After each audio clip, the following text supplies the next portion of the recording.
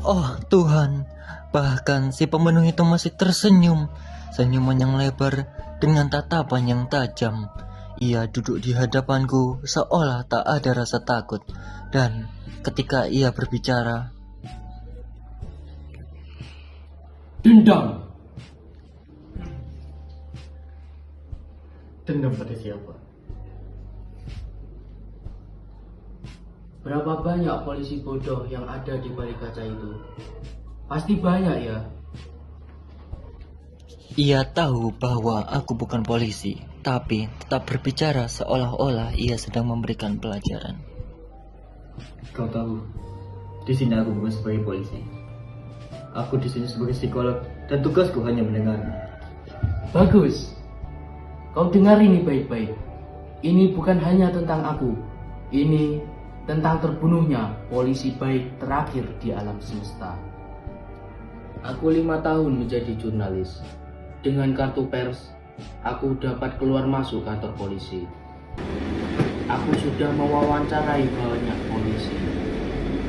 Aku pura-pura memuja mereka, padahal aku sebenarnya sedang menyusun potongan balas dendam. Ayahku, Sersan A. Sebut saja pangkatnya Aito. Tapi ia disegani. Ia juga jaga terminal bus, tempat yang tak pernah damai.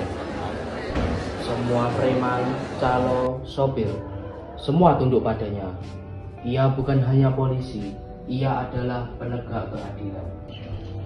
Tapi keadilan tak berlaku di dunia ini.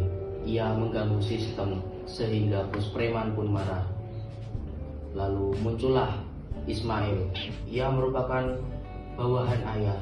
Ia juga seorang polisi, tapi matanya penuh dengan keserakahan. Tapi, apakah kau yakin Ismail pelakunya? Kau terlalu polos. Pembunuhan itu kolektif, sistematis. Ismail itu cuma tangan yang menyuap, yang membunuh, dan juga yang diam. Mereka semua turut dalam pembunuhan. Mayat ayah ditemukan di pinggir terminal. Tubuhnya lebam dan kata polisi adalah tabrak lari. Hah? Tabrak lari yang rapi, yang dibuat seolah-olah bukan pembunuhan.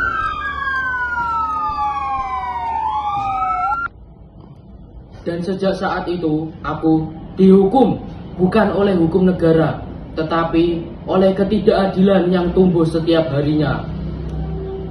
Setiap kali kulihat preman menjadi pejabat, setiap kali kulihat polisi menerima suap di pinggir jalan, aku dihukum lagi. Jadi, polisi yang kau bunuh itu Ismail? Tentu, Tapi, namanya bukanlah Ismail. Ismail itu hanyalah simbol. Ismail itu sistem, birokrat busuk, polisi bejat, dan juga preman berseragam. Mereka semua adalah masih dalam satu jaringan. Kematian ayahku adalah kematian keadilan. Ia adalah polisi baik terakhir di muka bumi ini. Dan aku hanyalah anak yang tak ingin cerita ini terulang. Maka akan kupastikan satu hal. Polisi bejat pertama harus lebih dulu mati. Polisi. Tangkap dia. Dan malam itu, aku menyadari yang duduk di hadapanku bukan hanya sekadar pembunuh, melainkan suara yang tak pernah didengar, yakni suara dari dalam luka bangsa.